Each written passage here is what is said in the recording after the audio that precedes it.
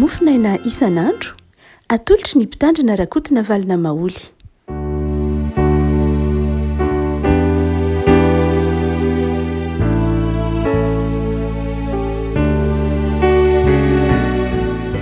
Rahavantsika rehefa koa ity alatsinainy voalohany volana jolay ity ny mofinaina voalahatra ao antsika dia ny filazantsaramasina araka ny marika toko fahavalo andiny fahaefatra amby telopolo ka hatramin'ny andiny fahavalo amby telopolo vakina amin'ny anaran'i Jesoa. Ary nantsoiny anatona azy ny vahoaka mba amin'ny mpianany dia hoy Jesoa taminy, raha misy ta hanaraka ahy dia aoka izy handany tenany sy hitondra ny azy fijaliany ka hanaraka. Fa na iza no ta hamonjy ny eny dia hahavery azy, ary na iza no hahavery ny eny ny amiko sy ny filazantsara dia hamonjy izany.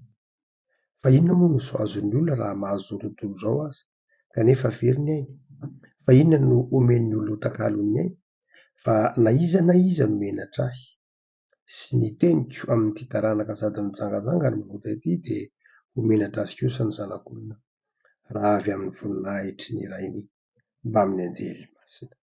Ray masino, manamasinana ahy amin'ny fahamarinana ny teninao no fahamarinana. Amen. Ny lohahevitry ny volana jolay moa, ny lohahevitry ny perikopy, ny lohahevitry ny mofinaina dia ny hoe miaraha mandeha amin'ny tompo Andriamanitra ao. Ary dia azo tarafina amin'ity zara-mofinaina anio ity ihany hoe ahoana moa ny toetra, inona moa ny toetra andrasan'i Jesoa amin'izay tia hanaraka azy, amin'izay mpianany, amin'izay tia hiaraka amin'i Jesoa, inona moa ny toetra, inona ny zavatra andrasan'i Jesoa? Mitaky inona amintsika i Jesoa? Na miandry inona amintsika i Jesoa? Ilay mitaky moa ngamba tsy dia izay loatra, fa miandry inona i Jesoa satria Jesoa dia miteny raha misy ta hanaraka azy, izany hoe misy safidy mazava. Misy safidy Jesoa miantso antsika ankalalahana, misy safidy tsy hoe manery antsika i Jesoa, ny antson'i Jesoa, ny fanarahana an'i Jesoa tsy tereny mihitsy, safidy mazava, safidy ankalalahana. Ary eo amin'i Jesoa izay fahafahana izay zava-dehibe mihitsy, manaraka an'i Jesoa ao anatin'ny fahafahana. Jesoa manaja an'izay fahafahantsika izay ho an'izay te hanaraka, ho an'izay ny safidy ankalalahana hanaraka ny Kristy satria nandeha ny antsony, satria tia azy. Dia misy lafin-javatra vitsivitsy andrasan'i Jesoa aminy ary. Amin'ity toko fahavalo ity dia amin'ny andiny faha roa amby roapolo dia misy fahagagana nataon'i Jesoa tao Betsaida sy dia nasitrana lehilahy jamba Jesoa. Ary dia ity lehilahy jamba ity izay nangataka taminy manao hoe mba sitrano aho re, dia nositran'i Jesoa ilay lehilahy jamba. Fahagagana izany no hita io. Dia mazava ho azy liana ny olona te hanaraka an'i Jesoa. Jesoa mpanao fahagagana, Jesoa mahay ny ny olona, Jesoa mahay ny zavatra rehetra, Jesoa manasitrana marary, dia te hanaraka an'i Jesoa ny olona. Liana ny olona, ahoana moa ny tsy hanarahan'ny olona olona tahaka izany? Dia rehefa nahita ny vahoaka be dia be Jesoa dia nametra-panontaniana tamin'ny mpianatra manao hoe hono ma ataon'ny olona ho izy ary aty e?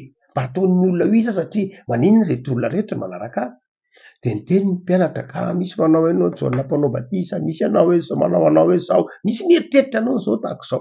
Eo Jesoa dia manao ataontsika hoe mihaino ny manodidina azy mba hoe ahoana ny fahafantaran'ny olona. Toy ny manao tombana ny tenan'i Jesoa, ahoana ny mba fieritreretan'ny olona. Zay tokony ataon'ny olona. Indraindray misy zava-dehibe ihany koa amin'ny fiainantsika mba hametrahantsika fanontaniana mipelapelona amintsika hoe mba eritreretin'ny olona ho iza moa izaho ty? Mba ahoana ny fandanjahan'ny olona ty? Dia niteny ny mpianatra. Petera no niteny rehefa avy eo manao hoe eny e, ianao no Kristy. Rehefa nametra-panontaniana Jesoa ary nareo raha mba manao aho izy, mba heverinareo izy raha fantatrareo fa amin'ny fahafantaranareo mba izy. Dia niteny Petera hoe ianao no Kristy ka.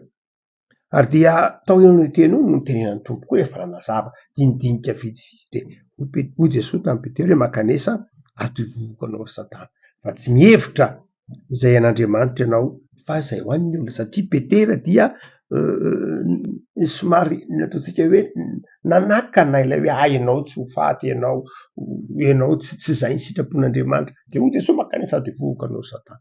Tao aorianan'izay Jesoa no niantso ny vahoaka.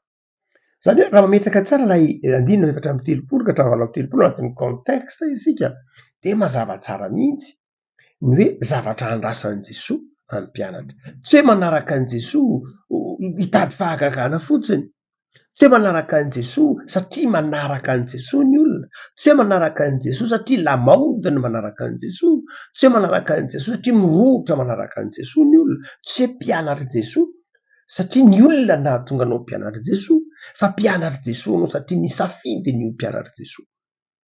Nisafidy efa afidy mazava zany, tsy hoe nirohotra ny olona de akamakaiza mba mandeha am'izay falehan'ny olona, na mamenatra satria ny olona makary de ianao tsy makany. Ilaina daholo zany rehetra zany, fa ny zava-dehibe de ny hoe fantatrao ve hoe inona ny antony maha-kristianina anao. Nisafidy mipetraka ve zay safidy zay hoe za Jesoa manaraka anao satria tianao, ary rehefa manaraka anao dia tsy vaton'ny sakana amin'ny planinao, amin'ny planin'Andriamanitra. Ny olona manaraka an' Jesoa dia tsy vaton'ny sakana amin'ny planin'Andriamanitra kosa. Ary dia rehefa tonga teo amin'ny tena de nitenenin'i Jesoa ny olona hoe nareo te hanaraka reo, fantatrareo ve zany hoe manaraka zany, sao de manaraka ahy ianareo noho ny fitadiavana na noho ny fiandrasana zava-mahagaga, zany cadeau omeny Jesoa fotsiny, fa hoe tena sao de zay ny tanjony. De hoy Jesoa nazava am'izay manao hoe ho any zay ta hanaraka ahy de zao aoka izy an-dàlan-tena, aoka izy an-dàlan-tena. Lay voambolana ampiasain'i Marka arneomai de ny hoe mankahala mihitsy, mankahala ny ainy, izay ny tena azo lazaina azy, izay te hanaraka ahy de tokony hakahala, tsy hoe mandà fotsiny lay izy fa tena milaza mihitsy hoe tsy mankafy ny ainy.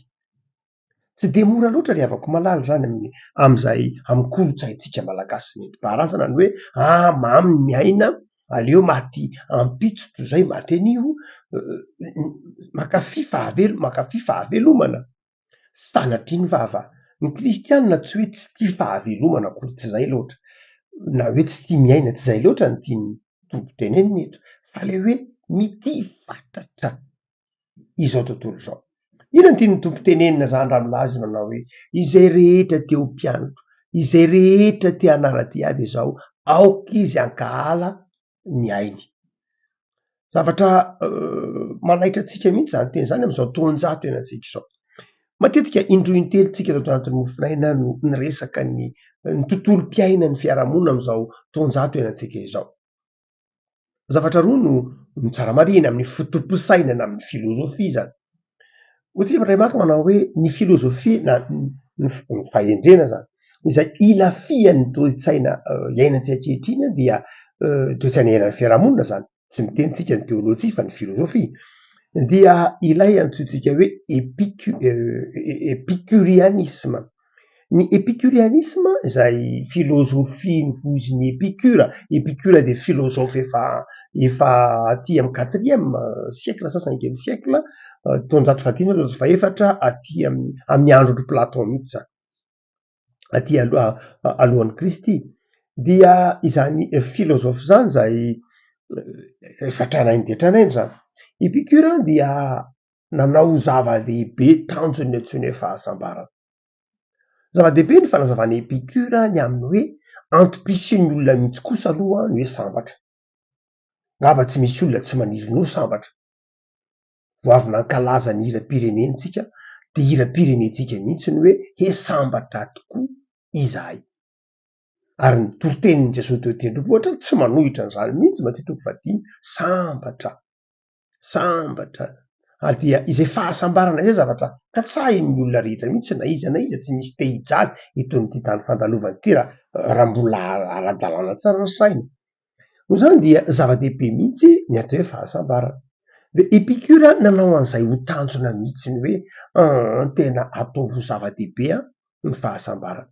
Ary io fitadiavana fahasambarana io Épicure zay lafiky ny toe-tsaina iainantsika, iainan'ny tandrefana moa marimarina kokoa, no hoe mifamatotra amin'ny fahasambarana ny fahafahana.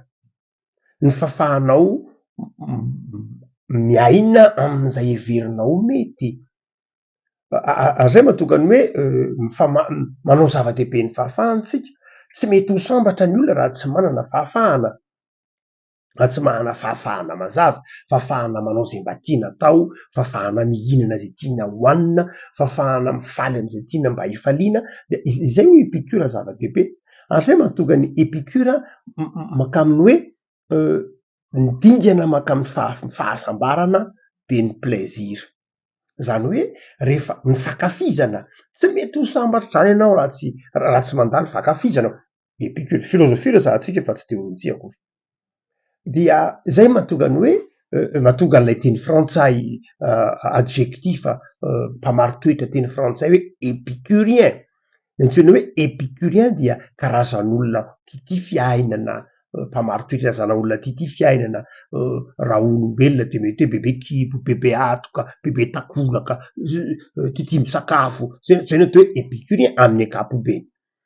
Dia io vokatr'izay filôzofia ny épicure zay, ary tsy mifalalavitra am'izany fa izay no lalan'ny toe-tsaina ataontsika hoe lafika ilafian'ny fandrosoana ankehitriny hoe ataovy ho zava-dehibe kosa aloha ny hoe mba fitadiavana fahasambarana amy fahafinaretana.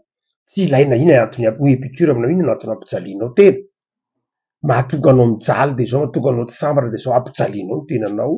Nohony anao rehefa tsy mihinana, rehefa mangetaeta ianao de misotroa, rehefa visaka ianao de matory, rehefa te sakafo ianao de minana, rehefa te atoro ianao de matory, enoiny ny zavatra ilain'ny vatanao, zay zavatra takin'ny vatanao, takin'ny filanao de eno izy. Fa rehefa tsy enoinao izy de manjary tsy sambatra ianao. Zay raha tsorona ho ny filôzofia ny épicure, zay mifalohetra mihitsy amin'ny filôzofia ataontsika hoe ny hindoisme na ny boudisme manao hoe tsy ireo filôzofa tatsinanana zay namety hoerana ny ascetisme, hoe raha vo ny filanao no enoinao de tsy sambatra ianao, aza miaino ny filanao, aza miaino ny fanirianao, fa ny fanirianao mihitsy mahatonga anao tsy sambatra, fa foany ihany ny fanirianao. Zay mahatonga ny tatsinanana saika ascète ohatra hoe ny hindou, ny boudisme, ny boudiste zany de somary tsy de tena mankafy loatra ataontsika hoe mitaiza ny vatana, tsy hanaraka ny filanana ny faniriana. Fa ambony kelin'io dia misy ny antsoina hoe hédonisme. Ny antsoina hoe hédonisme dia ataontsika hoe tsy mifalalavitra loatra amin'ny avy amy teny hoe avy amy hédonisy any, zay filôzofa izay tsy mifalalavitra tamin'ny épicure. Dia ny hédonisme zay mitovitovy amin'ny épicurianisme, filôzofia zay tena manjaka am'izao androany antsika zao indray, de fitiavana sy fankafizana ny fahafinaretana. Mifanohitra am'ty teny grika teny hoe arneomai ity, hoe mandany tena araky ny tenin'i Jesoa eto. Ny hédonisme de tena amour du plaisir, zany hoe tena fitiavana fahafinaretana. Tsy mitovy ny épicurianisme sy ny hédonisme. Ny épicurianisme dia ny tanjony de zao ny bonheur na ny fahasambarana, fa fitaovana hoentina manatratra ny fahasambarana ny fahafinaretana. Ny hédonisme kosa de mana tena fitiavana fahafinaretana mihitsy, ny tanjona de zao tena lay fakafizana ilay zao tontolo zao. Ary dia io hitatsika am'izao andro antsika zao andro antsika zao de zay mihitsy fitiavana fahafinaretana no manjaky eto ambonin'ny tany.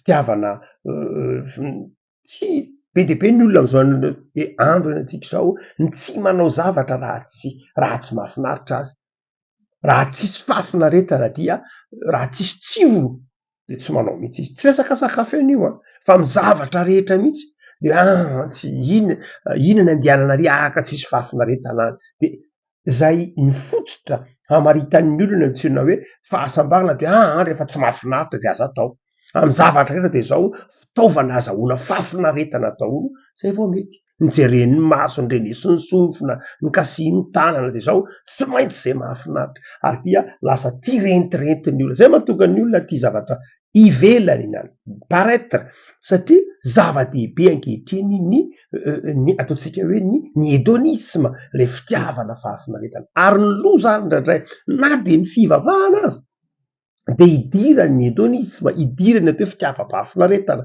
ndraindray na de mamonjy fitaopi-vavahana ary io de zao mbola mitady fahafinaretana ihany, mbola mitady fahafinaretana hoe mietsiketsika be tsy hoe ratsy akory mietsiketsika sy ny mandihindihy tsy zay loatra fa le hoe ny heverin'ny olona ho aim-panahy, ny heverin'ny olona de lay zavatra mahafinaritra ny maso, rindran-kira mahafinaritra be, midobodoboka be, zava-maneno mipopoka, jiro manjelanjelatra, karazan'olona mandihy isan-karazany, lasa tonga am'zany na de ny fivavahana ary tafiditry ny hedonisma na de ny fivavahana ary de tsempotsempoko eo de miorakoraka eo de manjary lasa heverin'ny olona fa ho zay no antsoina hoe aim-panahy, heverin'ny olona fa zay no antsoina hoe fivavahana nefa tena hedonisma mihitsy, lasa hoe ay tsisy fahafinaretana akoatrany tsy metsika mihitsy, tsy hoe ratsy akory zay zavatra zay sanatria ny vava, tsy mitsara an'izany tsika fa mampieritreritra mampiato manao hoe sao afangaron'ny olona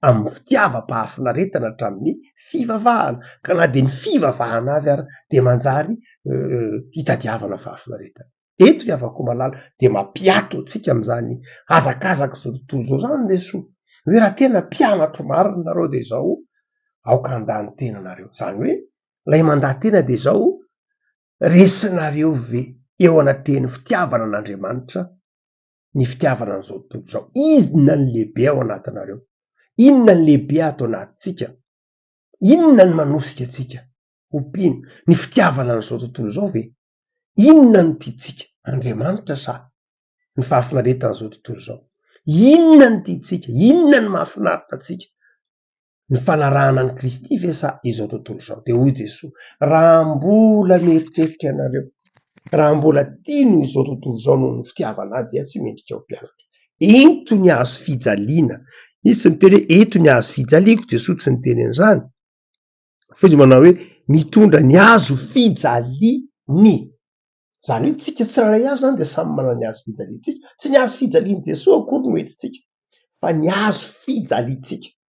Ny tiany Jesoa tenena zao manao hoe ho an'izay tena manaraka ny tompo de zao manaiky ny hitondra ny azo fijaliantsika isika, tsy hoe ny fahafinaretantsika akory no ezaka no entintsika eo amin'ny tompo manao hoe Jesoa ataovy an'izao aho de omeo fiarakodia tsara tarehy aho, omeo trano tsara tarehy aho, ataovy mahavita manao tour du monde aho, ataovy mahazo prix an'izao aho amin'ny zavatra ataoko ary aho, tsy hoe ratsy akory zany fa zany tsy tanjona ny mpino, tsy zany ny tanjon'ny mpino fa Jesoa eto miteny hoe noho ny filazantsara firy amitsika ny mba manana tanjona manao hoe Jesoa mba hataovy tonga kristianina reo olona zay tsy mino aliananina ary, ry havako malala Jesoa tsy mitaona antsika hakahala izao tontolo, hakahala ny ataontsika hoe ny fiainana zanatry ny vava fa mitaona antsika kosa hanao lahara-pahamehana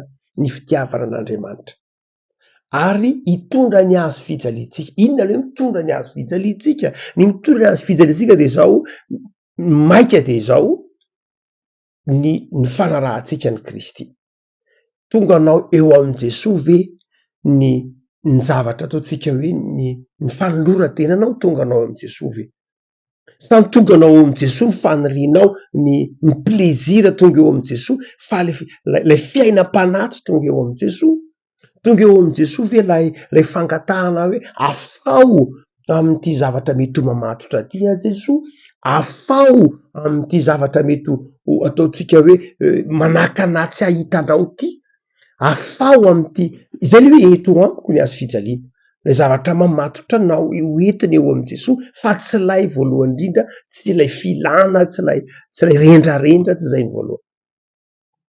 Fa tonga manafatra an'izany ary Jesoa ravaka malala de nitaona ny kristianina ho tia azy mihoatra ny zavatra rehetra. Fa mamarana antsika dia hoy Jesoa manao hoe fa na iza ny tamonjy ny ainy de havery azy ary na iza no havery ny ainy noho ny amiko sy ny filazantsara dia hamonjy za.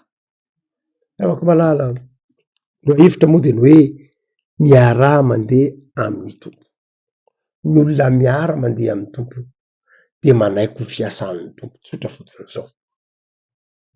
manaiko fiasan'ny tompo irahin'ny tompo ny tompo no mampiasa tsy itsika no mampiasa ny tompo ny olona miaraka amin'ny tompo de zao tsy miaraka ny tompo mba hampiasa ny tompo fa miaraka amin'ny tompo ho ampiasain'ny tompo tsy miaraka amin'ny tompo mba haniraka ny tompo tsy miaraka amin'ny Jesosy mba haniraka ny Jesosy fa miaraka amin'ny Jesosy mba ho irahiny Jesosy ampanaovin'ny Jesosy zavatra. Manomboka herinandro sy revako malala manomboka herinandro vaovao de mitaona antsika izany tenin'Andriamanitra izany tenin'ny Jesosy zany ho faly amin'ny fiainana isan'andro tsy ho baikony ny filana fa ho baikony ny fitiavana n'Andriamanitra. Hoy tsika tany am-piandohana manao hoe ny kristianina tsy hoe mankahala izao tontolo izao tsy zay loatra tsy hoe mankahala fiainana tsy hoe fa tsy hoe tsy tia mivelona tsy zay loatra satria mantsy nisy diso hevitra manao hoe ny kristianina dia diso hoe de mety hoe ny kristianina dia lay mankahala ny kristianina de tsy tokony ho tia miakanjo tsy tia misakafo tsy de zay loatra tsy de zay loatra mifanohitra am'izany ary ny kristiana dia miaina ao anatin'ny fahafahana tsy tia izao tontolo zao izy tsy manompo ny filana izy tsy manompo ny fahafinaretana izy fa izao tsy mankahala koa ny fifaliana eto ambonin'ny tany izy fa manao an' Jesosy ivony fiainany de mahatoky ny fitondran'Andriamanitra asian'Andriamanitra mifaly izy de mifaly. Efa nazavaintsika indray mankateto ny filozofiany Nietzsche de nalazava ny antsoina hoe nihilisma antsoina hoe nihilisma avy amin'ny teny latiny hoe nihila néant zany fahafoanana isan'izay mampatanjaka ny filozofiany Nietzsche na de ataotsika hoe miresaka morale be deabe azy Nietzsche dia manazava mombany hoe ny fahafoanana zany fa ndraindray ny kristianina izay ataotsika hoe milatsaka ao anatin'ny famoizam-po dia ndraindray mitovitovy latsaka ao anatin'ny fomba fijery ataotsika hoe nihilisme zany hoe ndraindray lasa mieritreritra hoe inona moa zay za tsy tiana za ratsy tsisy heviny amiko intsony ny fiainana aleoko maty aleoko mamono tena ny kristianina tsy ohatr'izany hoe za tsy tia fiainana intsony de ndraindray lasa tsy mibango volo tsy misasa tsy misakafo tsy tia olona midy aman-trano satria kristianina de zao ny amby vavaka ihany de za sy ny tompo atao tokantrano ato za tsy mifandray amin'ny olona za tsy misakafo ampy ahy Jesosy ka de midy aman-trano tsy zany ny kristianina tsy zany mihitsy zay ny antsoina hoe nihilisma tena fahadisoana tanteraka mihitsy ary zay mahatonga ny kristianina koa nefa amy lafiny ilany tsy manaiky an'ireny ohatra hoe satria misy olona mety mandany fisina reny de za tsy tia fa de doro ny fatoko de ario any an-tanimbary na ario any anaty renirano dory a de aparitao eny ananiny ny fatoko de aza rarahina tsisy adinoy misy kristianina manao an'izay tsy zany kristianina tsy manao an'izany mihitsy kristianina tsy mitona ny zava-dehibe amy kristianina tsy hoe adino ianao tsy zay mihitsy ny tompo tsy manao anao mihitsy aza rarahina ny fiainana de efa fana ny tantaranao de tsy zany ny vavahana kristianina vavahana kristianina manao zava-dehibe ny fiainana mandrakizay fa mankasitraka n'Andriamanitra no ny antony nahafatesan'ny Kristy anaty fijaliana nge de nananao fifaliana fa tsy hoe nanana fijaliana akory tsy mankafy eto am'ty zao tontolo zao mihitsy tsy isika satria Jaona efa niteny manao hoe anakaza ty zao tontolo zao na zavatra eto amin'izao tontolo zao fa tsy hoe mankahala ny velona ho mankahala ny fahavelomana akory hoe ataovy maty Andriamanitra za Andriamanitra de maninona mbola alainao eto ihany maninona tsy mbola alainao ihany fa ataovy maty zao de zao Andriamanitra fa sambatra ramotraka maty zao de zao tsy zany ny kristianina tsy maniry ho faty ny kristianina marina fa Paoly ny teny hoe ny fahafatesana no azahoako tombony fa tsy vavadio tsara ny tongony ny tombony hoe fa raha mahasoa anareo hoe janonako de mitoetra eo toa tsy maniry fahafatesana ny mpinitra zay loatra fa maniry fiainana mandrakizay maniry fiainana ny kristianina de olona manana fiainana ary tokony ho hita eo amy fijery eo amy fiainana kristianina zany hoe io fa olona manana fiainana satria nanaraka ny tompo tsy hoe mijery azy anao de olona maniry fahafatesana ataonao hoe maninona ihany mbola velona ihany Andriamanitra tsy zany ny mpino fa ny mpino de zao na de ao anatin'ny fangiry firiana ary izy mety marary izy mety de zao manana fifaliana izy araka ny tenin'ny Paoly hoe za nge mahay ny zavatra rehetra amin'ny alalan'ilay dia manomboka herinandro vaovao isika reafaka malala mpianatry Jesosy ianao eto amin'ny eto amin'i Jesosy ny mampangiry firy ny azo fijaliana eto eo aminy ny zavatsarotra aminao mba hanjary fifaliana de ataovy ho zava-dehibe ny fitiavana azy, tsy ny fitiavana izao tontolo zao akory no ezakazahanao amin'i Jesosy fa ny fitiavana an' Jesosy no ezakazahanao mankeo amin'i Jesosy ary izay manavesatra anao izay mamatotra anao eto eo amin'i Jesosy.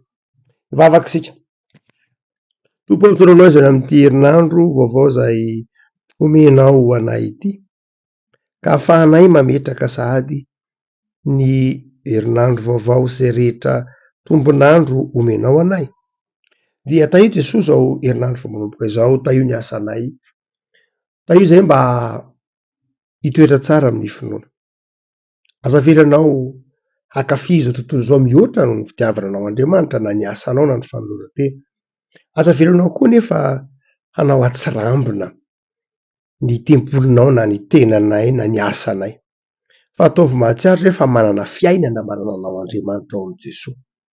Ianao rahateo efa tonga aty amin'izao tontolo zao nafatra anay hoe tonga eto amin'izao tontolo zao hanananay fiainana sady hanananay be dehibe de tahio ny herinandronay Jesosy herinandro ny fiadanana ny fifaliana herinandro ny fahasambaran'ny mpianatra ao sy ny mpanaradianao ataovy mahatondra ny azo fijalianay eo aminao zahay ary ataovy mitondra ny azo fijalianay amin'ny fanarahana anao azavelanao ho miferinay na olona miferinay-ndava fa ataovy faly matoky anao de me fahasalamana sy heri-tanjaka izay mamakivaky ity herinandro ity meo anay ny fanambinana hanjaka amin'ny tsiray avy ny fahasoavanao de mametraka rahateo koa ny tanindrazanay ny fiangonanay eo am-pelantaranao zahay Tompo ary hanjaka eo aminay ny fahatokiana fainao Andriamanitra dia mahay manao mihoatra lavitra izay irinay saotra Jesosy amen.